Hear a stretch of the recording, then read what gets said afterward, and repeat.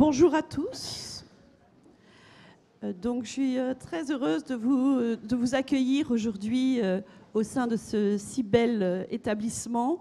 Et je remercie monsieur Flad, le directeur de l'INJS, d'avoir accepté que cette rencontre ait lieu dans ces locaux, qui sont extraordinaires, aussi extraordinaires que historiques.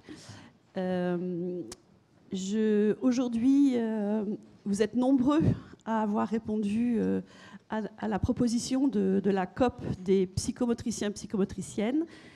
Vous êtes 80 en présentiel et une cinquantaine en visio. J'espère que les personnes qui sont en visio auront un confort d'écoute sur l'ensemble de la journée. On va essayer de penser à eux, de ne pas les oublier dans nos interventions. Et on a aussi 26 familles qui sont inscrites. Et donc je les remercie parce que c'est important pour nous aussi qu'elles fassent partie de ce temps d'échange sur ce sujet. Mon rôle ce matin, ça va être juste de présenter l'émission, le Centre Laplane, le Centre national de ressources Laplane, et qu'est-ce que c'est qu'une communauté de pratique au Centre Laplane. Et puis ensuite, je passerai la parole à Camille Vivet pour l'introduction de la journée et à Elisabeth Lasserre. Voilà. Donc, le Centre national de ressources. Être ressource, qu'est-ce que c'est qu'être ressource? C'est créer de la ressource, la développer, la partager. C'est aussi former et soutenir des personnes ressources ou des équipes ressources. Alors, le Centre national Laplane a été missionné par la DGCS et la CNSA dans le cadre du dispositif handicap rare pour deux populations cibles, les sourds avec troubles associés et les troubles complexes du langage, les personnes avec troubles complexes du langage. Donc, pour ce qui concerne les sourds avec troubles associés, le 3e schéma national handicap rare donne la définition suivante: l'association d'une déficience auditive grave avec une ou plusieurs autres déficiences. On peut donner un exemple d'une surdité avec un ou plusieurs troubles du neurodéveloppement, par exemple. Pour ce qui concerne les troubles complexes du langage, ça correspond donc à 30% de notre population, beaucoup moins importante que les sourds.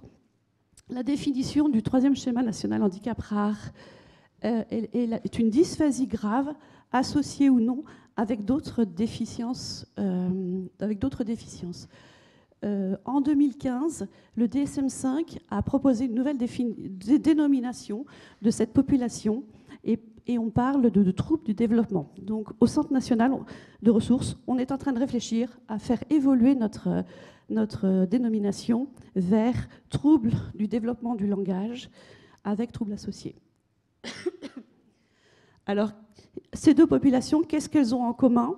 Elles ont en commun des besoins, une évaluation fine, une évaluation fonctionnelle fine pour bien comprendre l'intrication des différents troubles et une démarche d'accès au sens, au langage, parce que la communication est très entravée.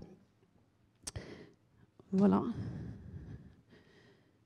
Juste un petit rappel historique. Donc, c'est le docteur Monique Dumoulin qui a créé en 1987 le centre d'Avielle, qui accueillait déjà à l'époque ces deux populations. Elle a eu donc cette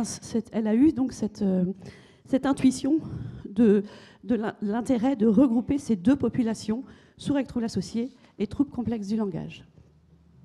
10 ans après, elle crée le Centre national de ressources Laplane, qui va avoir pendant 10 ans une autorisation d'expérimentation.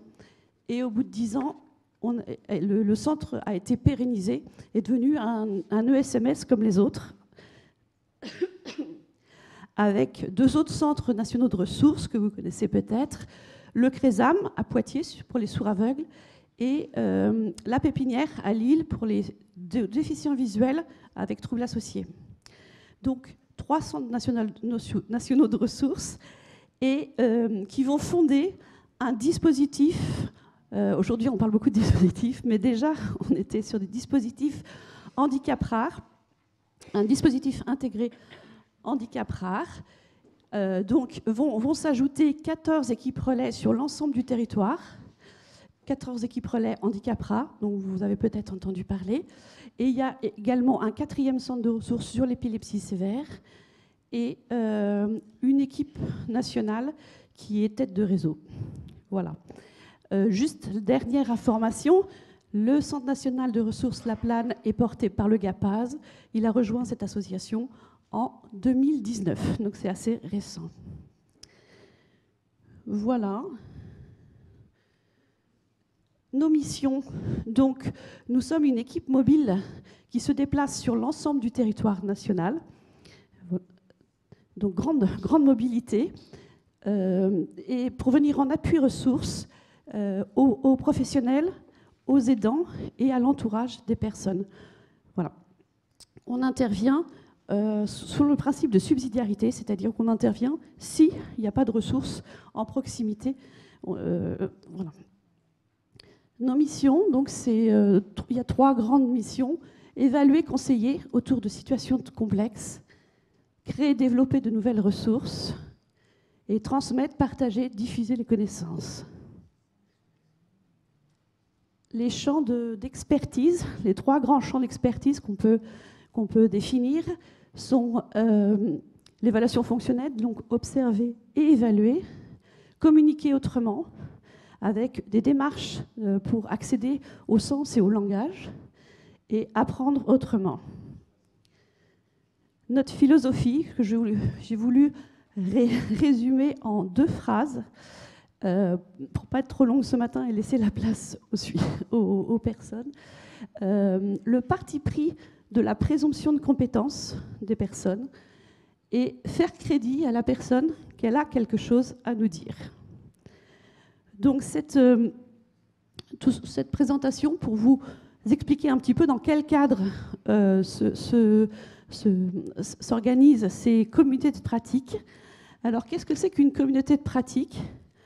On a la communauté de pratique des psychomotriciens et psychomotriciennes existe au centre La Plane depuis une 20aine d'années. C'est Elisabeth, plus que ça ? 26 ? Non, la création, c'est 26 ans, mais... Une 20aine d'années, entre 25 et 26. 2000, 24 ans. Donc depuis 24 ans. À l'époque, on appelait ça groupe de travail.